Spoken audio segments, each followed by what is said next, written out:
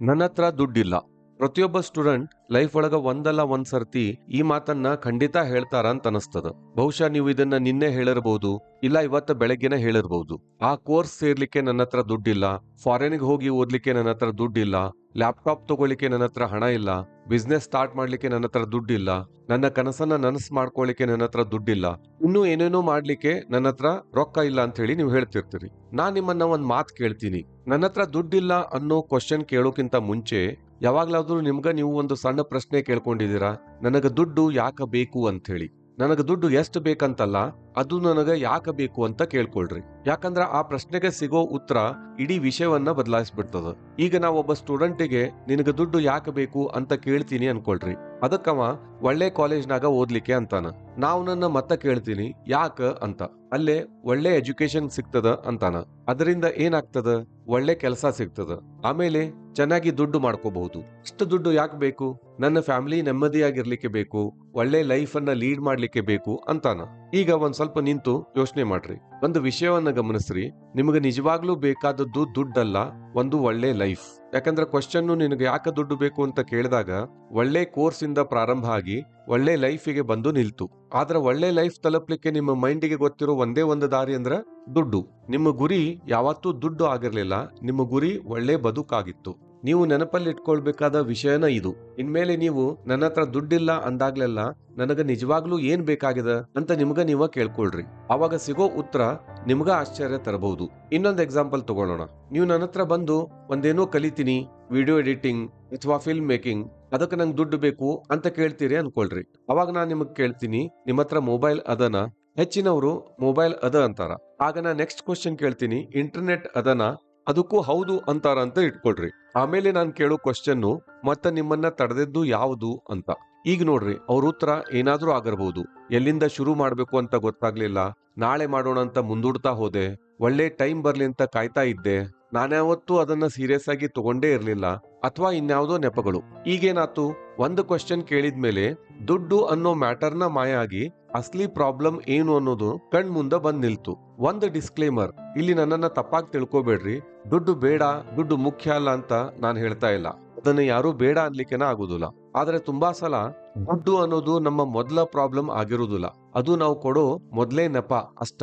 ಇವೆರಡಕ್ಕೂ ಬಹಳ ವ್ಯತ್ಯಾಸ ಅದ. ನಾನು ಗಮನಿಸಿರೋ ಇನ್ನೊಂದು ವಿಷಯ ಹೇಳ್ತೀನಿ ಕೇಳ್ರಿ. ಎಷ್ಟೋ ಜನ ಸ್ಟೂಡೆಂಟ್ಸ್ ಇವತ್ತಿನ ಕೆಲಸ ಶ್ರದ್ಧೆಯಿಂದ ಮಾಡೋದು ಬಿಟ್ಟು ಮುಂದಿನ 5 ವರ್ಷ ಏನಾಗ್ತದೋ ಅಂತ ಯೋಚನೆ ಮಾಡ್ತಾನ ಟೈಮ್ ವೇಸ್ಟ್ ಮಾಡ್ತಾರ. ನೀವು ಇವತ್ತ ಸೆಕೆಂಡ್ PUC ಓದ್ತಾ ಇದ್ದೀರಾ ಅಂತ ಇಟ್ಕೊಳ್ರಿ. ಹಾಗಿದ್ರೆ ಇವತ್ತ ನಿಮ್ಮ ಮೊದಲ ಜವಾಬ್ದಾರಿ ದೊಡ್ಡ ಸಂಬಳದ ಕೆಲಸ ಹುಡ್ಕೋದಲ್ಲ. ಒಬ್ಬ ಸೆಕೆಂಡ್ PUC ಸ್ಟೂಡೆಂಟ್ ಆಗಿ ನೀವು ಮಾಡಬೇಕಾದ ಕೆಲಸದೊಳಗ ಬೆಸ್ಟ್ ಆಗಿರೋದು ನಿಮ್ಮ ಮೊದಲ ಜವಾಬ್ದಾರಿ. ಸಬ್ಜೆಕ್ಟ್ ಗಳನ್ನ ಚೆನ್ನಾಗಿ ಓದ್ರಿ. ಬರೀ ಎಕ್ಸಾಮ್ ಪಾಸ್ ಮಾಡ್ಲಿಕ್ಕೆ ಓದ್ಬೇಡ್ರಿ, ಅದನ್ನ ಅರ್ಥ ಮಾಡ್ಕೊಳ್ಳಿಕ್ಕೆ ಓದ್ರಿ. ಒಬ್ಬ ಟೀಚರ್ ಹೇಳ್ಕೊಟ್ಟಿದ್ದು ಅರ್ಥ ಆಗದೆ ಹೋದ್ರ ಯೂಟ್ಯೂಬ್ ಒಳಗ, ಇಂಟರ್ನೆಟ್ ಒಳಗ ಇನ್ನೊಬ್ಬ ಟೀಚರ್ ಪಾಠ ನೋಡ್ರಿ. ಒಂದು ಟೆಕ್ಸ್ಟ್ ಬುಕ್ ಸಾಲದೆ ಇದ್ರ ಬೇರೆ ಬೇರೆ ಗೈಡ್ಗಳು, ಬುಕ್ ಗಳನ್ನು ರೆಫರ್ ಮಾಡ್ರಿ. ಸೀನಿಯರ್ಸ್ ಹತ್ರ ಮಾತಾಡ್ರಿ, ಪ್ರಶ್ನೆಗಳನ್ನ ಕೇಳ್ರಿ, ಬೇರೆ ಬೇರೆ ಕಾಲೇಜ್ಗಳಿಗೆ ಭೇಟಿ ಕೊಡ್ರಿ. ನೀವು ಯಾವ ಕರಿಯರ್ ಫೀಲ್ಡ್ಗೆ ಹೋಗ್ಬೇಕು ಅನ್ಕೊಂಡಿದ್ದೀರೋ ಆ ಫೀಲ್ಡ್ ಒಳಗಿರೋ ಜನರನ್ನ ಮೀಟ್ ಮಾಡ್ರಿ. ಅಪಾರ್ಚುನಿಟಿ ಸಿಕ್ಕಾಗೆಲ್ಲ ಟ್ರಾವೆಲ್ ಮಾಡ್ರಿ. ಲೈಫ್ ಒಳಗ ಸಕ್ಸಸ್ಫುಲ್ ಆಗಿರೋ ಜನ ಹೆಂಗ್ ವಿಚಾರ ಮಾಡ್ತಾರ ಅನ್ನೋದನ್ನ ಅಬ್ಸರ್ವ್ ಮಾಡ್ರಿ. ನಿಮ್ಮ ಸಿಲೆಬಸ್ ಬಿಟ್ಟು ಹೊರಗಿನ ಒಳ್ಳೊಳ್ಳೆ ಪುಸ್ತಕಗಳನ್ನ ಓದ್ರಿ. ಇವತ್ತ ಇಂಟರ್ನೆಟ್ ಜಗತ್ನೊಳಗ ನಂಬಲಾಗದ ಬದಲಾವಣೆನ ತಂದದ. 30 ವರ್ಷದ ಹಿಂದ ಒಬ್ಬ ಸ್ಟೂಡೆಂಟ್ ಒಳ್ಳೆ ಟೀಚರ್ ಹತ್ರ ಕಲಿಬೇಕು ಅಂದ್ರ ಊರ್ ಬಿಟ್ಟು ಬೇರೆ ಕಡೆ ಹೋಗ್ಬೇಕಾಗ್ತಿತ್ತು. ಆದ್ರೆ ಇವತ್ತ ಜಗತ್ತಿನ ಬೆಸ್ಟ್ ಟೀಚರ್ಸ್ ನಿಮ್ಮ ಫೋನ್ ಒಳಗಡೆನ ಬಂದ್ ಕೂತಾರ. ಆದ್ರೆ ಬೇಸರದ ಸಂಗತಿ ಏನಂದ್ರ ಎಷ್ಟೋ ಜನ ಸ್ಟೂಡೆಂಟ್ಸ್ ಅದ ಫೋನ್ ಇಟ್ಕೊಂಡು ಬರೇ ರೀಲ್ಸ್ ಅನ್ನ ಸ್ಕ್ರೋಲ್ ಮಾಡ್ಲಿಕ್ಕೆ ಟೈಮ್ ವೇಸ್ಟ್ ಮಾಡ್ತಾರ. ರಿಸೋರ್ಸ್ ಇರೋದು ಒಂದ, ಆದ್ರ ರಿಸಲ್ಟ್ ಬೇರೆ ಬೇರೆ. ಯಾಕಂದ್ರ ಒಬ್ಬ ಸ್ಟೂಡೆಂಟ್ ಲೈಫ್ ಇಂದ ಎಸ್ಕೇಪ್ ಆಗ್ಲಿಕ್ಕೆ ಫೋನ್ ಯೂಸ್ ಮಾಡ್ತಾ ಇದ್ದಾನ, ಇನ್ನೊಬ್ಬ ಅದ ಫೋನ್ ಇಂದ ಲೈಫ್ ಅನ್ನ ಬಿಲ್ಡ್ ಮಾಡ್ಕೋತಾ ಇದ್ದಾನ. ಕ್ರಿಕೆಟ್ ಆಟದೊಳಗ ಬ್ಯಾಟ್ಸ್ಮನ್ ಬಗ್ಗೆ ಯೋಚನೆ ಮಾಡಿ ನೋಡ್ರಿ. ಅವ ಗ್ರೌಂಡ್ ನಾಗ ಇಳಿಬೇಕಾದ್ರ ನಾ ಫಸ್ಟ್ ಬಾಲ್ ನೊಳಗ ಸೆಂಚುರಿ ಹೊಡಿಬೇಕು ಅಂತ ಯೋಚಿಸ್ತಾನ? ಇಲ್ಲ. ಅವ ಬರೋ ಒಂದೊಂದು ಬಾಲ್ ಮೇಲೆಷ್ಟನ ಗಮನ ಇಡ್ತಾನ, ಚೆನ್ನಾಗಿ ಆಡ್ತಾನ. ಆಮೇಲೆ ನೆಕ್ಸ್ಟ್ ಬಾಲ್, ಆಮೇಲೆ ನೆಕ್ಸ್ಟ್ ಬಾಲ್. ಒಂದು ಬಾಲ್ ಅನ್ನ ಮಾತ್ರ ನಾನು ಚೆನ್ನಾಗಿ ಆಡಿ ಬೌಂಡ್ರಿ ದಾಟಿಸಿದ್ರ ಮುಂದಿನ ಬಾಲ್ ವರ್ಗೂ ಔಟ್ ಆಗ್ಲಾರ್ದ ಇರಬಹುದು ಅಂತ ಯೋಚಿಸ್ತಾನ. ಸೆಂಚುರಿ ಅನ್ನೋದು ಒಂದೊಂದ ಬಾಲ್ ನಿಂದ ಬರೋದು. ಲೈಫ್ನು ಅದರಂಗ. ತುಂಬಾ ಜನ ಸ್ಟೂಡೆಂಟ್ಸ್ 10 ವರ್ಷ ಆದ್ಮೇಲೆ ಸಕ್ಸಸ್ಫುಲ್ ಆಗ್ಬೇಕು ಅಂತ ಹೇಳಿ ಕನಸು ಕಾಣ್ತಾರ. ಆದ್ರೆ ಇವತ್ತಿನ ಕೆಲಸ ಪರ್ಫೆಕ್ಟ್ ಆಗಿ ಮಾಡ್ತಿರೋರು ಬಹಳ ಕಡಿಮೆ ಜನ. ಇವತ್ತು ನಿಮ್ಮ ಮುಂದೆ ಇರೋ ಬಾಲ್ ಅನ್ನ ಚೆನ್ನಾಗಿ ಆಡ್ರಿ, ನಾಳೆ ಸ್ಕೋರ್ ಬೋರ್ಡ್ ತಂತಾನ ಚೆನ್ನಾಗಿ ಆಗ್ತದ. ಈಗ ಮತ್ತ ದುಡ್ಡಿನ ವಿಷಯಕ್ಕೆ ಬರೋಣ. ಈ ಪ್ರಪಂಚವನ್ನ ನೋಡ್ಲಿಕ್ಕೆ 2 ತರಹದ ದೃಷ್ಟಿಕೋನವ. ಮೊದ್ಲೇದ್ದು, ನನ್ನ ಹತ್ರ ಏನೂ ಇಲ್ಲ, ನನ್ನ ಕೈಲೇ ಇದು ಆಗುದಿಲ್ಲ, ನನ್ನ ತರದವ್ರಿಗೆ ಇದು ಅಲ್ಲ, ಅವಕಾಶಗಳು ನಮ್ಮಂತವ್ರಿಗೆ ಸಿಗುವುದಿಲ್ಲ, ನನ್ನ ಪರಿಸ್ಥಿತಿ ಸುಧಾರಿಸಿದ ಮೇಲೆ ನಾನು ಟ್ರೈ ಮಾಡ್ತೀನಿ ಅಂತ ಯೋಚಿಸೋದು. ಈ ತರದ ಯೋಚನೆಗೆ ಸ್ಕೇರ್ಸಿಟಿ ಮೈಂಡ್ ಸೆಟ್ ಅಂತಂತಾರ, ಅಂದ್ರ ಕೊರತೆಯ ಮನೋಭಾವ. ಒಂದು ವಿಷಯ ಗಮನಿಸ್ರಿ, ಕೊರತೆ ಅನ್ನೋದು ನಿಮ್ಮ ಜೇಬಿನಿಂದ ಶುರು ಆಗುದಿಲ್ಲ, ಅದು ಮೊದಲು ಶುರು ಆಗೋದು ನಿಮ್ಮ ಯೋಚನೆಗಳ ಒಳಗ. ಕೆಲವೊಮ್ಮೆ ನನ್ನ ಹತ್ರ ದುಡ್ಡಿಲ್ಲ ಅಂತ ಹೇಳೋದು ಫೈನಾನ್ಷಿಯಲ್ ಸ್ಟೇಟ್ಮೆಂಟ್ ಆಗಿರೋದಿಲ್ಲ, ಅದೊಂದು ಅಭ್ಯಾಸ, ಹ್ಯಾಬಿಟ್ ಆಗ್ಬಿಟ್ಟಿರ್ತದ. ನಾವು ಬೇರೆ ದಾರಿ ಹುಡ್ಕೋಕ್ಕಿಂತ ಮುಂಚಿನ ಅದು ನಮ್ಮ ಬಾಯಿಂದ ಬರೋ ಮೊದಲೇ ಉತ್ತರ ಆಗಿರ್ತದ. ಈಗ 2ನೇ ತರದ ಯೋಚನೆ ಏನು? ಅದು ಕಂಪ್ಲೀಟ್ಲಿ ಡಿಫ್ರೆಂಟ್. ಅದು ದುಡ್ಡು ಮುಖ್ಯ ಅಲ್ಲ ಅಂತ ಸುಳ್ಳು ಹೇಳುದಿಲ್ಲ. ಆ ಯೋಚನೆ ಕೇಳೋದು ಬೇರೆ ತರದ ಪ್ರಶ್ನೆ. ಒಂದು ವೇಳೆ ಈ ದಾರಿ ಬಂದ್ ಆಗಿದ್ರ ಬೇರೆ ಯಾವ ದಾರಿ ಅದ? ನನಗ ಆ ದೊಡ್ಡ ಕಾಲೇಜ್ ಸೇರ್ಲಿಕ್ಕೆ ದುಡ್ಡಿಲ್ಲ ಅಂದ್ರ ಅದ ನಾಲೆಜ್ ಪಡಿಲಿಕ್ಕೆ ಬೇರೆ ಏನ್ ದಾರಿ ಅದ? ನನಗ ಎಕ್ಸ್ಪೆನ್ಸಿವ್ ಕೋರ್ಸ್ ಅನ್ನ ತಗೊಳ್ಳಿಕ್ಕೆ ಆಗದೆ ಹೋದ್ರ ನನಗಿದನ್ ಯಾರು ಕಲಿಸ್ತಾರ? ಯಾವ ಬುಕ್ ಓದಬಹುದು? ನಾನು ಇವತ್ತಿನಿಂದ ಯಾವ್ದು ಸ್ಕಿಲ್ ಕಲೀಲಿಕ್ಕೆ ಪ್ರಾರಂಭ ಮಾಡಬಹುದು? ಇಂಥ ಮೈಂಡ್ ಸೆಟ್ಗೆ ಅಬಂಡನ್ಸ್ ಮೈಂಡ್ ಸೆಟ್ ಅಂದ್ರ ಸಮೃದ್ಧಿಯ ಮನೋಭಾವ ಅಂತಾರ. ಇದರರ್ಥ ದುಡ್ಡು ಮ್ಯಾಜಿಕ್ ನಂಗ ತಂತಾನ ಬರ್ತದ ಅನ್ನೋದನ್ನ ನಂಬೋದಲ್ಲ, ನಾವು ಲೈಫ್ ಒಳಗ ಬೆಳಿಲಿಕ್ಕೆ ಯಾವಾಗ್ಲೂ ಇನ್ನೊಂದು ದಾರಿ ಇದ್ದೇ ಇರ್ತದ ಅಂತ ನಂಬೋದು. ನಿಮ್ಮ ಯೋಚನೆ ಒಳಗ ತರೋ ಆ ಸಣ್ಣ ಬದಲಾವಣೆ ಇಡೀ ಲೈಫ್ ಅನ್ನ ಬದಲಾಯಿಸ್ಬಿಡ್ತದ.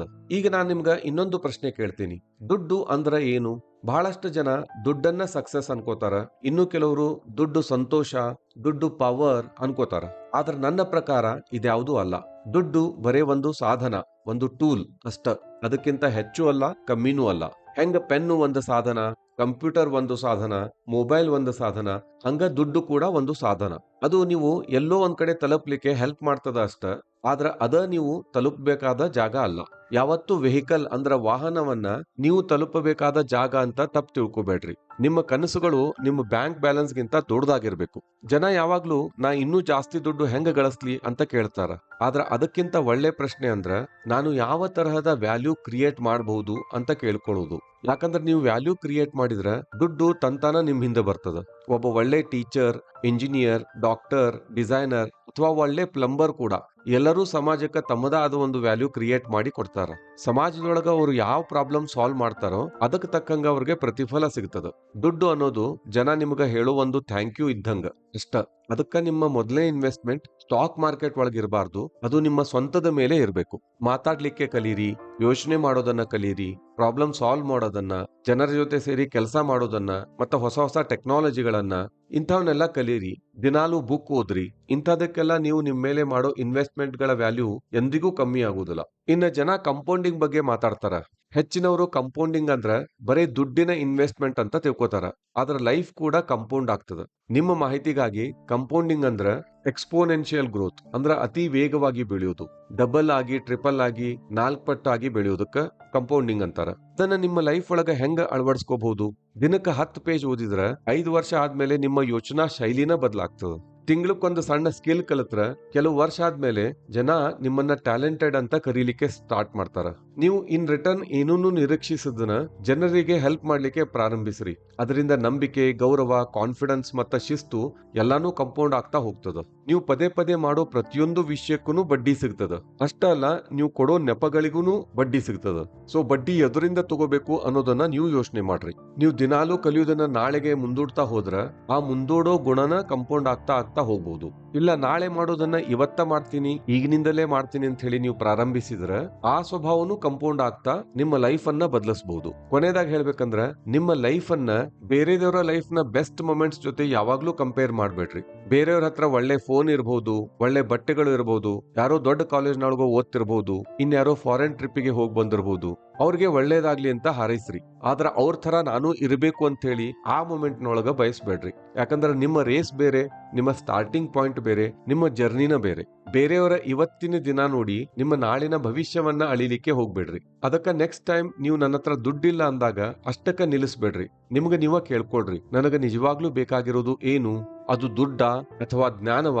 ಇಲ್ಲ ಒಂದು ಸ್ಕಿಲ್ಲ, ಮೆಂಟರ್ ಬೇಕಾ, ಇನ್ನ ಸ್ವಲ್ಪ ಶಿಸ್ತು ಬೇಕಾ, ಧೈರ್ಯ ಬೇಕಾ, ಎಕ್ಸ್ಪೋಜರ್ ಬೇಕಾ, ಅಥವಾ ನಾನ್ ಮಾಡೋ ನಿರಂತರ ಪ್ರಯತ್ನ ಬೇಕಾ ಅಂತ ಹೇಳಿ. ನನಗೆ ದುಡ್ಡು ಬೇಕು ಅಂತ ನೀವು ಕೇಳ್ಕೊಂಡಾಗ ಅದಕ್ಕೆ ಸಿಗೋ ಉತ್ತರ ದುಡ್ಡು ಆಗಿರದ ಇದ್ರ ದುಡ್ಡು ಬರ್ತದ ಅಂತ ಹೇಳಿ ವರ್ಷಗಟ್ಲೆ ಕಾಯ್ತಾ ಕೂಡ್ಬೇಡ್ರಿ. ನಿಮಗೆ ಯಾವ ಉತ್ತರ ಸಿಕ್ಕದ ಅದಕ್ಕ ಪ್ರಯತ್ನ ಪ್ರಾರಂಭಿಸ್ರಿ. ನಿಮ್ ಹತ್ರ ಏನೇ ಇದ್ರೂ ಅದನ್ನ ಇಟ್ಕೊಂಡನ ಕೆಲಸ ಶುರು ಮಾಡ್ರಿ. ನಿಮ್ಮ ಸಮಯ, ನಿಮ್ಮ ಕುತೂಹಲ, ನಿಮ್ಮ ಟೀಚರ್ಸ್, ಪುಸ್ತಕಗಳು, ಇಂಟರ್ನೆಟ್, ನಿಮ್ಮ ಫ್ರೆಂಡ್ಸ್, ನಿಮ್ಮ ಕೌಶಲ್ಯ, ಫೇಲಿಯರ್ಸ್ ಮತ್ತೆ ಎಕ್ಸ್ಪೀರಿಯನ್ಸ್ ಇವೆಲ್ಲ ನಿಮ್ಮ ರಿಸೋರ್ಸ್ಗಳು. ಇವುಗಳನ್ನ ಸರಿಯಾಗಿ ಯೂಸ್ ಮಾಡ್ಲಿಕ್ಕೆ ಕಲ್ಕೋರಿ. ಒಂದು ದಿವಸ ದುಡ್ಡುನು ನಿಮ್ಮನ್ನ ಹುಡುಕೊಂಡು ಬಂದು ನಿಮ್ಮ ರಿಸೋರ್ಸ್ ಆಗ್ತದ. ಅದು ನೀವು ದುಡ್ಡಿನ ಹಿಂದೆ ಓಡಿದ್ದಕ್ಕ ಬರ್ಲಿಲ್ಲ, ಬದಲಾಗಿ ನೀವು ವ್ಯಾಲ್ಯೂ ಕ್ರಿಯೇಟ್ ಮಾಡಿ ನಿಮ್ಮ ಯೋಗ್ಯತೆಯನ್ನ ಬೆಳೆಸ್ಕೊಂಡಿದ್ದಕ್ಕ ಬರ್ತದ. ಆ ತರ ಮಾಡಿದಾಗ ದುಡ್ಡು ನಿಮ್ಮ ಕನಸುಗಳನ್ನ ಡಿಸೈಡ್ ಮಾಡುವುದಿಲ್ಲ, ಅದು ಬರೇ ನೀವು ಅನ್ಕೊಂಡಂಗ ಬದುಕ್ಲಿಕ್ಕೆ ಹೆಲ್ಪ್ ಮಾಡ್ತದ ಅಷ್ಟ. ಈ ವಿಡಿಯೋ ಇಷ್ಟ ಆದ್ರೆ ಲೈಕ್ ಮಾಡ್ರಿ, ಬೇರೆದವ್ರ ಜೊತೆಗೂ ಹಂಚ್ಕೊಳ್ರಿ. ಇಂಥ ವಿಡಿಯೋಗಳನ್ನ ನೋಡ್ತಾ ಇರ್ಲಿಕ್ಕೆ ನಮ್ಮ ಚಾನೆಲ್ ಅನ್ನ ಸಬ್ಸ್ಕ್ರೈಬ್ ಮಾಡ್ರಿ. ಜೈ ಹಿಂದ್, ಜೈ ಕರ್ನಾಟಕ.